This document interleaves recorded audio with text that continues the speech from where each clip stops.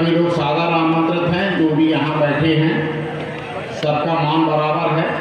हमारे बीच में नारी शक्ति भी काफ़ी संख्या में है, सभी का वंदन अभिनंदन है।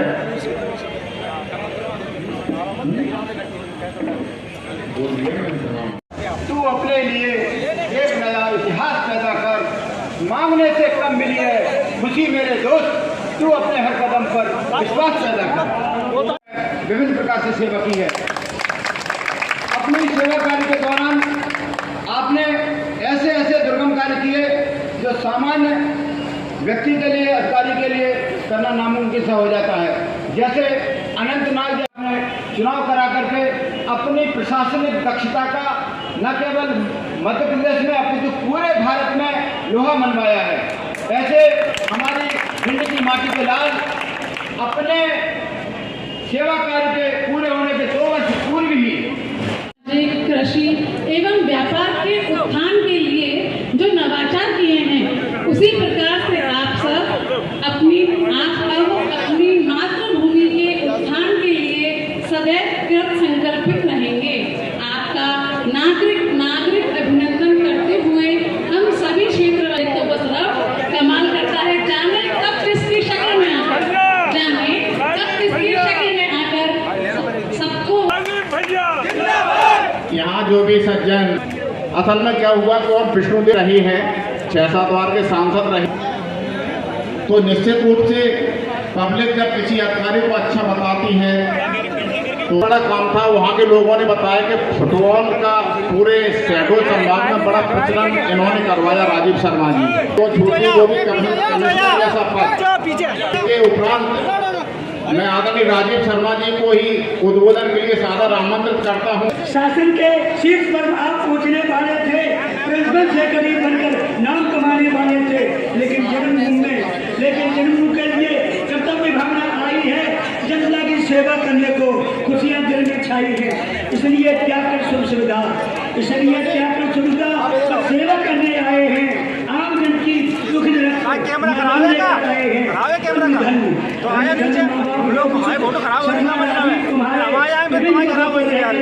राजद विभाग सबसे बंधन करती है, यहाँ रहे भूल हुई हो हमसे।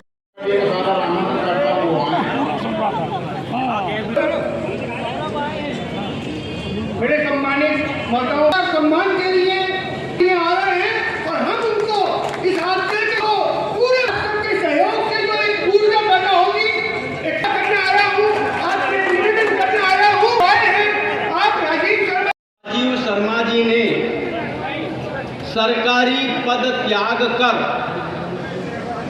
किस उद्देश्य से सार्वजनिक क्षेत्र में प्रवेश करने का निर्णय लिया। दरअसल हमने लगभग 2 साल पूर्व शिक्षित बेरोजगार युवाओं को सम्मानजनक नौकरी के मॉडल को लेकर अभियान शुरू किया, जिसका नाम सम्यक अभियान। सम्माननीय शर्मा जी ने उस अभियान के बारे में पूरी जानकारी लिया। एक थोड़ा पिछले अध्याय पे जाना चाहता हूँ। शर्मा जी मेरे आवाज पर आए, मैंने सोचा IAS अधिकार कांग्रेस की है, कोई बड़ी बात के लिए आए होंगे या कोई बड़ा उद्देश्य होगा। और उद्देश्य क्या होता है, अच्छी जगह पोस्टिंग मिल जाए। और बाबा ने जो बताया उससे मैंने 8 साल की उम्र में ये संकल्प ले लिया था कि इस देश के कण कण को समृद्ध बनाए बिना और इस देश के हर आदमी को न्याय दिलाए बिना और इस देश के हर गांव तक मूलभूत सुविधाएं पहुंचाए बिना हम इतने सशक्त नहीं हो सकते जितना सशक्त हमें होने की आवश्यकता है। और एक और चीज है जो हमेशा से मेरे हृदय में चुभती रही है, और आप जो भिंड के लोग हैं आपने भी उस दंश को हमेशा झेला। जब मैं पहली बार कॉटन जीन स्कूल से वाद विवाद प्रतियोगिता में भाग लेने के लिए ग्वालियर गया और पद्मा विद्यालय में रुका तो मुझे ये सलाह दी गई कि मैं किसी को ये ना बताऊं कि हम भिंड से आए हैं। और तब मैंने जाना कि भिंड का नाम डकैतों के लिए बदनाम है। और तब मैंने जाना कि हमारा नाम इतना बदनाम है कि हम अपने शहर का नाम भी नहीं ले सकते अपने जिले का। और तब मैंने जाना कि ग्वालियर में लोग तो हमें किराए का मकान देने में भी डरते हैं, होटलों में कमरा देने में डरते हैं। और फिर मैंने संकल्प लिया कि मैं जीवन में कभी छुपाऊंगा नहीं कि मैं भिंड का हूँ, लेकिन अपने कर्म से अगर मैं चंबल का बेटा होऊंगा तो अपने पुरुषार्थ से इस दाग को मिटा दूंगा। भिंड कोई लुटेरों की जगह नहीं है और भिंड कोई खपले घोटालों की जगह भी नहीं है। भिंड के 25,000 से ज़्यादा जवान, मैं सम्माननीय रोकड़े जी को और सम्माननीय पुष्कर जी को ध्यान में लाना चाहता हूं कि दिल्ली में जहां कहीं भी बात हो तो मेरी तरफ से ये निवेदन करें, भिंड के लोग न चोर हैं न डाकू हैं। अरे ये बहादुर कौन है? बहादुर ये शेरों की संतानें हैं। लेकिन शेरों की संतानें भी अगर भेड़ियों के गाइडेंस में चलने लगे तो लोग उनकी शक्ति और मर्दानगी का दुरुपयोग करते हैं। तो मैं आज अपने लोगों को ये कहने आया हूँ कि पूरी दुनिया विकास की दौड़ में कहाँ से कहाँ पहुँच गई है। जो देश हमसे बहुत बाद में आज़ाद हुए थे वो देश बहुत आगे पहुँच गए। जो इलाके भिंड से बहुत पीछे थे वो भिंड से बहुत आगे पहुँच गए और हम पिछड़ गए।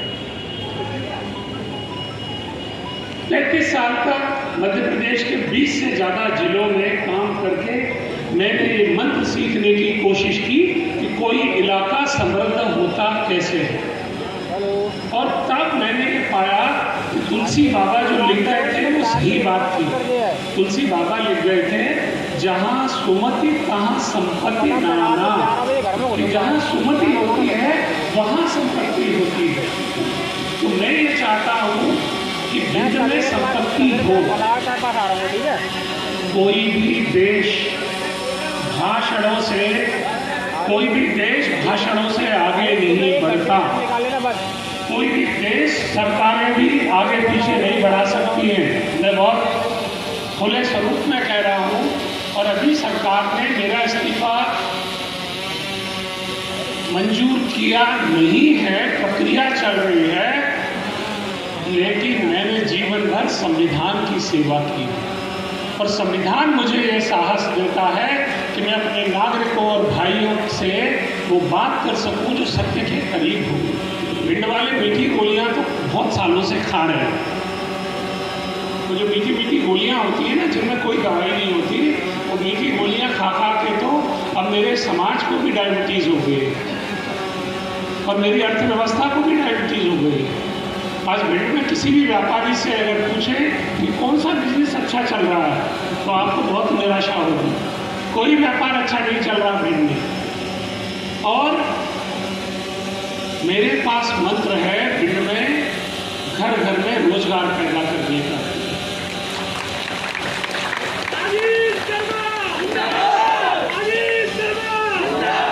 यह है कि मैंने अध्ययन किया है कि दुनिया के जो देश आगे बढ़े वो कैसे बढ़े।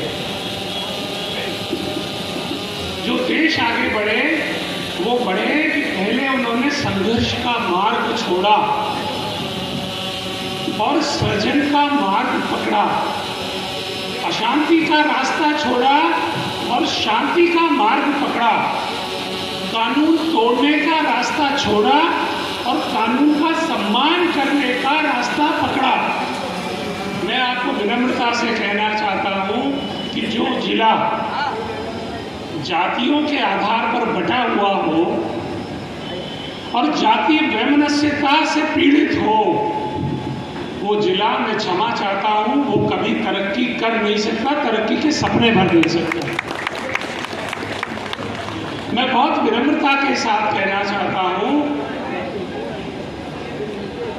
कि जहां पर लोगों की अधिकांश शक्ति अदालतों में, कचहरी में और वकील साहब के चौखट पे खर्च होती हो, वो जिला तरक्की नहीं करता है। तरक्की वो जिला करता है जो लड़ाई झगड़े से बचता है। चंबल के किनारे गोवा के समुद्र तटों से ज्यादा आकर्षक हैं और मैं दावे से कहता हूं कि कम से कम 1000 होटल चंबल के किनारों पर चल सकते हैं अगर मेरा ये संदेश मीडिया के साथी, गांव से आए हुए हमारे सभी समाजों के लोग अगर घरों में ये संदेश पहुंचाएं, अपने लड़कों को समझाएं, झगड़ा नहीं करने का, शांति से जीने का, पढ़ाई पर ध्यान देने का, हुनर को सीखने का, और अगर कोई अपने को 4 बात कह जाए तो शांति से सुन लेने का। 4 बात सुनना बहुत सस्ता पड़ता है, अदालत बहुत महंगी है। और मैं आपको कायरता नहीं सिखा रहा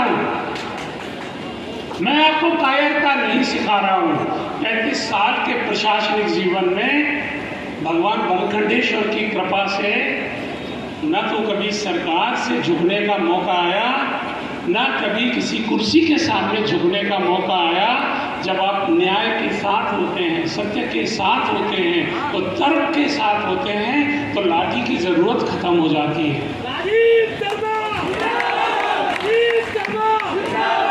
कोई भी आदमी भिंड में आए, करना है वो बता रहा है, बंद करना है गुर्राना,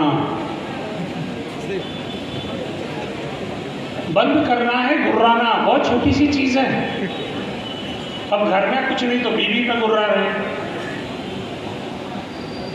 पड़ोसियों पे गुर्रा रहे, और वो गुर्राना इकोनॉमिक्स के हिसाब से बहुत महंगा पड़ रहा है पूरे जिले को।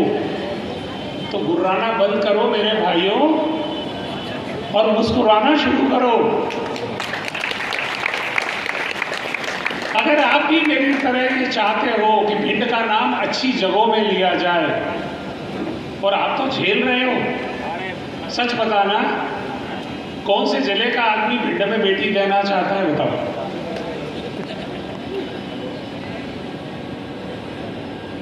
घर घर में लड़के कुंवारे बैठे हैं, ऐसे ऐसे सुंदर लड़के हीरो, फिल्मों में चले जाएं तो खड़े खड़े काम मिल जाए इनको। मैं तुम्हारे घर का लड़का हूं, इसी भिंड में गौरी के किनारे पैदा हुआ था, कॉटन जीन में पढ़ा, सार्वजनिक स्कूल में पढ़ा, बताशे बाजार के बताशे खाए, ठेलों पे चाटे खाई, कभी अरुण के संग, कभी आत्माराम के संग। यहाँ से साइकिलों से उमरी गए, फिर पांडवी चले गए साइकिल से, वहाँ जाके नदी में नहाए, कभी बरोई चले गए तो खरगुआ में नहाए, कभी धमसा चले गए तो बेसी में नहाए।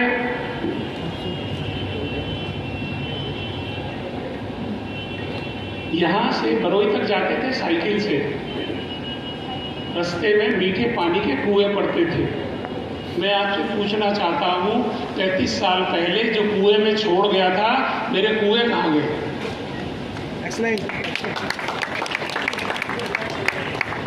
हैंडपंप पानी नहीं देता है, मोटर पानी नहीं देती है, जिले का भूजल स्तर बहुत नीचे जा रहा है।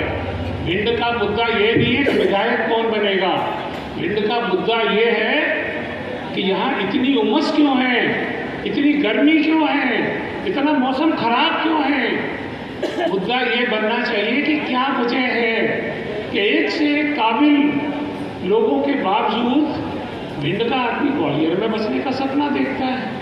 और ग्वालियर को तो हमने करीब करीब भिंडी बना दिया है, अब हम इंदौर को भी भिंड बनाने वाले थोड़े दिन में।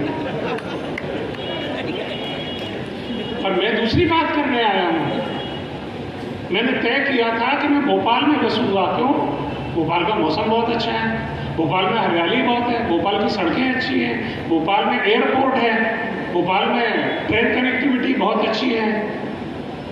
लेकिन बाबा के नाम पर लाइब्रेरी खोलने के लिए जब मैं 7 दिन यहाँ रहा तो मैंने ये पाया कि मैं चाहे स्वर्ग में रहता हूँ, सभी सुविधाओं में रहता हूँ, मुझे तो क्या करना होता है, मुझे सिर्फ बटन दबाना होता है और जो चाहता हूँ वो चीज़ हाजिर हो जाती थी। लेकिन मुझे लगा मेरी ऐसी तरक्की किस काम की, मेरी ऐसी कमिश्नरी किस काम की कि अगर मेरे भाई, मेरे अपने लोग, मेरे परिचित, मेरे इलाके के लोग और भिंड में नर्क में, साक्षात नर्क में रह रहे हैं, तो मेरा स्वर्ग में रहना भी बेकार है। और फिर मैंने ये तय किया कि पहली चीज यह है कि भिंड को नर्क से स्वर्ग बनाने के लिए किसी को तो बलिदान देना पड़ेगा। तो आप मुझे बताइए, जिनके मन में प्रश्न है कि मैंने, लोग तो शिक्षा कर्मी की नौकरी नहीं छोड़ते, क्या बोलते हैं, दीदी शिक्षक की नौकरी नहीं छोड़ते, मैं कमिश्नर की नौकरी छोड़कर क्यों आ गया? मैं कमिश्नर की नौकरी इसलिए छोड़ के आ गया कि मैं किसको कहता कि मेरा भिंड अच्छा करना है तो तुम बलिदान दे दो, और अगर मैं कहता भी तो लोग पलट के नहीं कहते कि अच्छा हम बलिदान देते हैं, तुम राजा बने रहो। इसलिए मैंने तय किया कि अपनी सुख सुविधाएं छोड़कर भिंड के कीचड़ में उतरूंगा और एक मेहतर की तरह इसकी कीचड़ को साफ करूंगा।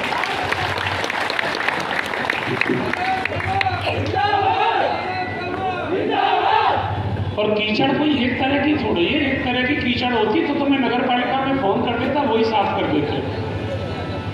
कितने किस्म की कीचड़ है, कभी गिना है आपने?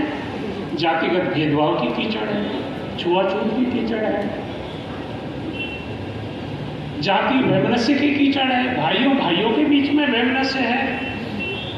और इस सब का परिणाम यह हुआ है कि हमारे सोने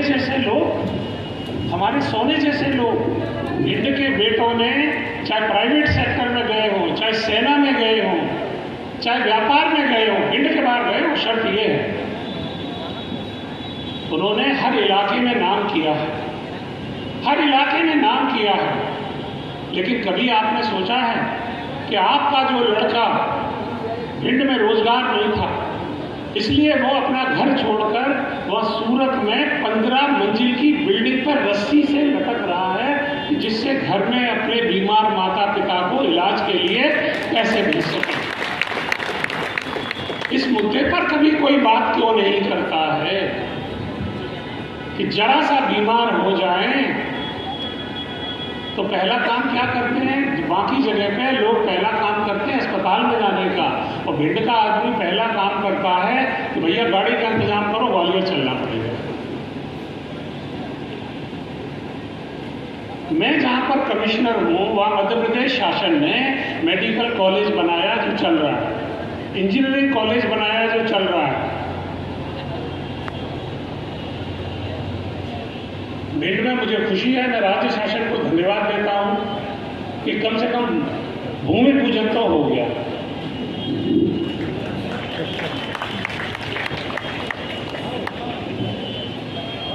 आज इस मंच से मैं आपको जो कहना चाहता हूँ वो आपको आज से पहले किसी ने नहीं कहा होगा। कोई जिला आगे बढ़ता है जब वहाँ फसलें अच्छी होती हैं। हमारी खेती तो पिछड़ चुकी है। मैं मालवा में रहा हूँ जहाँ मेरे किसान संतरा और मौसमी पैदा करते हैं। वो जब फसल बेचने जाते हैं तो आपको अंदाज है कितने की फसल बेचते हैं? 1-1 करोड़ की फसल बेचकर आता है मेरा मालवा का किसान।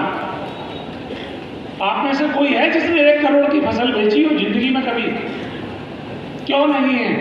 जबकि आपकी मेहनत में कोई कमी नहीं है। और भिंड जैसी जमीन तो संसार में कहीं की इतनी उपजाऊ जमीन नहीं है, लेकिन 1 करोड़ की फसल बेचने वाला कोई किसान यहाँ पर नहीं। तो 7 दिन जब मैं रहा तो मैंने सपना देखा कि भिंड में पहली ज़रूरत है खेती को सुधारने की, क्योंकि फसल जब अच्छी होती है तो बाजार मुस्कुराता है। जब फसल अच्छी होती है, किसान जब खुश होता है तो व्यापारी भी खुश होता है। तो पहली ज़रूरत है भिंड में फसलों के विविधीकरण की, ज़्यादा से ज़्यादा प्लांटेशन की। बांस के पौधे लगाने पर सरकार आपको जबरदस्त अनुदान देती है, लेकिन भिंड में नहीं लगाए लोगों ने बांस के पौधे, क्योंकि किसी ने बताया नहीं, लोगों को भरोसा नहीं है कि लगा भी लेंगे तो अनुदान मिलेगा। आज सबसे ज़्यादा फायदे की चीज़ है, श्याम सुंदर दाऊ यहाँ बैठे हैं, मैं इनसे इसी बात से खुश हूँ कि इन्होंने अपने खेत में 1200-1300 सागौन के पेड़ लगाए। क्या मैं इस मंच से आप मुझे अनुमति देते हैं कि मैं आपसे प्रार्थना करूं कि खेत की मेड़ पे सागौन के पेड़ लगाओ? ये एफडी का बाप है। आज अगर लगाओगे और मेहनत कुछ नहीं पड़ने वाली है, केवल समय पर कटाई छटाई कर देना, बहुत लागत नहीं है, लेकिन आप घर बैठे करोड़पति हो जाओगे बिना किसी सरकारी योजना के, ये बता रहा हूँ। फसलों के विविधीकरण की ज़रूरत है। मैं निमाड़ में रहा हूँ, बड़वानी में। बड़वानी का किसान लाल मिर्च पैदा करता है, कपास पैदा करता है, और मेरे खेत में तो कल भी सरसों होती थी, आज भी सरसों हो रही है। और सरसों और गेहूँ, सरसों और गेहूँ, हम सरसों गेहूँ और सरकारी खरीद के बंधक हो गए हैं। ये एक अलग किस्म की गुलामी है। मेरा नरसिंहपुर का किसान गन्ना उगाता है, और वो गन्ना उगाने का फायदा ये हुआ, नरसिंहपुर में 100 से ज़्यादा खांडसारी मिलें हैं। तो जहाँ 100 खांडसारी मिल होगी वहाँ रोजगार होगा कि नहीं होगा, बोलो? तो मैं आपको ये कहने आया हूँ कि अगर हम अपना व्यवहार सुधार लें, बाहर से जो आदमी आए वो भिंड वालों के व्यवहार से मुक्त होकर जाए, और दूसरे को उजाड़ने की परंपरा बंद कर दे। एक बीमारी है यहाँ पर, उसकी जांच करानी पड़ेगी कि कोई आदमी अच्छा कपड़ा पहन के निकल जाए, परेशानी खड़ी हो जाएगी। कोई अच्छी गाड़ी में घूम जाए, परेशानी खड़ी हो जाएगी। भिंड में व्यापारी का सम्मान नहीं है, बहुत क्षमा याचना के साथ कह रहा हूँ, और समझना इस बात को गहरे से, जिस समाज में व्यापारी का सम्मान नहीं होता वो समाज तरक्की नहीं करता है, मानना इस बात को। क्योंकि जब व्यापार के पहिए चलते हैं तो रोजगार खड़ा होता है, जब फैक्ट्रियां चलती हैं तो रोजगार खड़ा होता है। और भिंड में फैक्ट्रियां तो जब हम बच्चे थे तब हमने सुना था कि कोई फैक्ट्री लगने वाली थी और नहीं लगी, और अब जब हम जिंदगी के दूसरे मोड़ पर पहुंच रहे हैं तब भी वही कहानी है। हमने पूरी दुनिया बदलते देखी है, कहाँ कितनी कितनी फैक्ट्री लग गई, लेकिन भिंड में मेरे ख्याल से तो कोई फैक्ट्री नहीं लगी। लगी है कोई? अगर नहीं लगी तो क्यों नहीं लगी? मालनपुर हमारा नहीं है भाई, मालनपुर उपनिवेश है ग्वालियर का। भिंड को फायदा होगा जब फैक्ट्री लगा कड़ौरा में, भिंड को फायदा होगा जब फैक्ट्री लगा कुड़थरा में, भिंड को फायदा होगा जब फैक्ट्री लगे फूट में, भिंड को फायदा होगा जब फैक्ट्री लगे चलूपुरा में, भिंड को थोड़ा बहुत फायदा होगा कि अगर फैक्ट्री जो है लगे पांडवी में, पुलावली में, तब फिर फायदा होगा भिंड को। उमरी में, अकोड़ा में, अरे दबोहा में लगाओ ना, दबोहा में क्या कमी है यार? तो कोशिश ये करनी है कि यहाँ पर औद्योगिकीकरण होना चाहिए। अगर हम फैक्ट्री नहीं लगाएंगे तो हमारा न स्वास्थ्य कभी सुधरेगा, न यातायात कभी सुधरेगा, समझना इस बात को। और आज मैं ये प्रार्थना करना चाहता हूँ कि भिंड में पुस्तक बाजार है, भिंड में बताशा बाजार है, लेकिन भिंड में 1,45,000 भैंसें हैं। 1,45,000 भैंसें 4.5 लाख लीटर दूध प्रतिदिन पैदा कर रही हैं, और हमारे अखबार बताते हैं कि हम दूध के लिए भैंस पे भी डिपेंड नहीं हैं। बहुत बढ़िया। अब मेरी बहुत सी बात है, कल परसों तक समझ में आएगी, कोई टेंशन नहीं करना। एक बात कहना चाहता हूँ मंच से, आपके घर का लड़का हूँ इसलिए कहने का साहस रखता हूँ। और मीठी गोलियां बहुत दिन से खा रहे हैं, नुकसान कर रही हैं। मैं तो करेले का रस लेके आया हूँ, शायद फायदा कर जाए। अंग्रेजी में एक कहावत है, honesty is the best policy. तो ये केवल निबंध लिखने के लिए नहीं है। इसी भिंड में हमने रमसंडी लाला को देखा है। जब भिंड में लोग दूध में पानी मिला मिला के बेचते थे तो उस आदमी ने एक मानदंड खड़ा किया भिंड में कि दूध मेरी शर्तों पे मिलेगा, दूध मेरी रेट पे मिलेगा, और दूध मेरे तरीके से मिलेगा। तो लोग भिंड जैसी जगह के लोग लाइन लगा के दूध लेते हैं कि नहीं लेते वहाँ? जो भी दूध में पानी मिलाता है वो जिंदगी भर दूध में पानी मिलाने के लिए विवश रहेगा, ये मान लो। ये 35 साल के प्रशासनिक अनुभव से कह रहा हूँ, 35 साल के प्रशासनिक अनुभव से कह रहा हूँ। मुझे लगता है भिंड को लेकर हम लोगों को एक सपना देखना चाहिए। क्या सपना हो सकता है? वो सपना हो सकता है अपने पशुपालकों की मदद करने का। गरीब से गरीब आदमी भी परिवार पाल लेता है भिंड में एक भैंस पाल के, लेकिन भैंस के संग में भैंस होना पड़ता है और उतना रिटर्न नहीं है। कमिश्नर के तौर पर मैंने अपने संभाग में एक योजना चालू की कि दूध उत्पादन को बढ़ावा देने के लिए मैंने खनिज के मद से अपने दूध उत्पादकों को प्रति लीटर लगभग 10 रुपए की सब्सिडी देना प्रारंभ किया।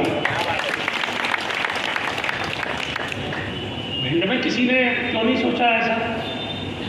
सोचना और पूछना।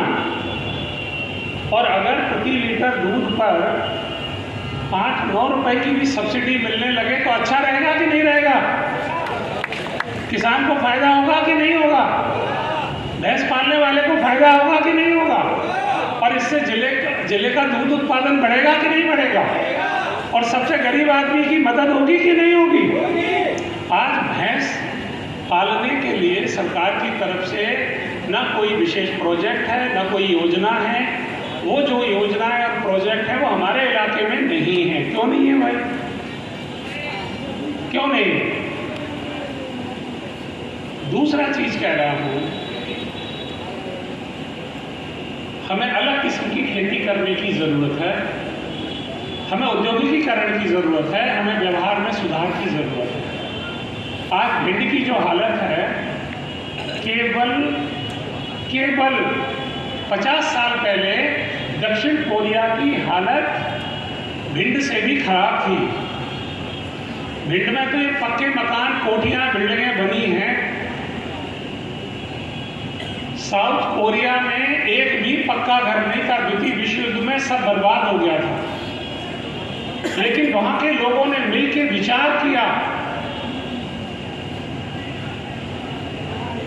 और तय किया कि कोरिया को हमें नंबर 1 बनाना है। आज जो कंपनियां हैं ना, सैमसंग, हुंडई, आपको पता नहीं होगा, आपको बता रहा हूं कि जो सैमसंग वाला अनाज का व्यापारी था और जो हुंडई वाला परचून का धंधा करता था, सेना को परचून सप्लाई करता था। भिंड के व्यापारी को क्या कोई समर्थन है कि वो व्यापार बढ़ाए, कि वो अच्छे कपड़े पहन के भिंड में घूम सके? क्या कोई समर्थन है? क्या भिंड के मजदूर को इस बात की गारंटी है कि वो मजदूरी करने के बाद उसको पूरी मजदूरी मिलेगी? क्या भिंड में मेरी बेटियों, बहनों और माताओं को इस बात की गारंटी है कि वो आधी रात में सोना पहनकर भिंड की सड़कों पर घूम सकती हैं? मैं बहुत विनम्रता के साथ कहना चाहता हूं कि भिंड में सामाजिक क्षेत्र में बहुत काम करने की जरूरत है। और आपको एक खुशखबरी बताने आया हूं कि दुनिया में जितने लोग ताजमहल देखना चाहते हैं ना, भरोसा करना, इससे ज्यादा लोग बेहड़ देखना चाहते हैं। भिंड पर्यटन की दृष्टि से अंतरराष्ट्रीय आकर्षण का केंद्र हो सकता है। और थोड़ी देर को चलो सपने ही देख लो, सपने तो तुम बहुत सालों से देख रहे हो, एक सपना मेरे कहने से भी देख लो। वो सपना ये है कि सपना देखो कि चंबल के किनारे 1000 होटल बने हुए हैं और देश से विदेश से पर्यटकों का तांता लगा हुआ है। तो अगर 1000 होटल बनेंगे और पर्यटक आएंगे तो सच बताना, तुम्हारी जमीनों की कीमत बढ़ के 5 गुना हो जाएगी कि नहीं हो जाएगी? और जब जमीनों की कीमत 5 गुना हो जाएगी तो रोजगार होगा या नहीं होगा?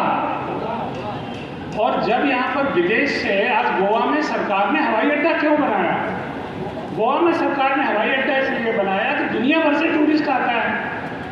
और जिस दिन भिंड में दुनिया भर से टूरिस्ट आने लगेगा तो हवाई अड्डे की मांग नहीं करनी पड़ेगी, जुलूस नहीं निकालने पड़ेंगे। हवाई अड्डा अरे हम लोग अपनी दम पे बना लेंगे। ये बात अभी ज़्यादा समझ में नहीं आई, आपको समझाता हूँ। केरल गए हो? अरे केरल गए हो कभी? अरे तीर्थ करने तो सब जाते हैं, 4 धाम। केरल में जो त्रिवेंद्रम का जो हवाई अड्डा है वो तो सरकार ने बनाया, और वहाँ एक और शहर है कोचीन, कोचीन कहते हैं जिसको। अब भिंड वाले तो इतने किस्मत वाले हैं कि कोचीन भी चलेगा तो भिंड का आदमी रिक्शा चलाता मिल जाएगा। और बस समझ में नहीं आती मुझे तो कि मैं खुशी होकर उसको गले से लगा लूं या शर्म के मारे सर नीचे झुका लूं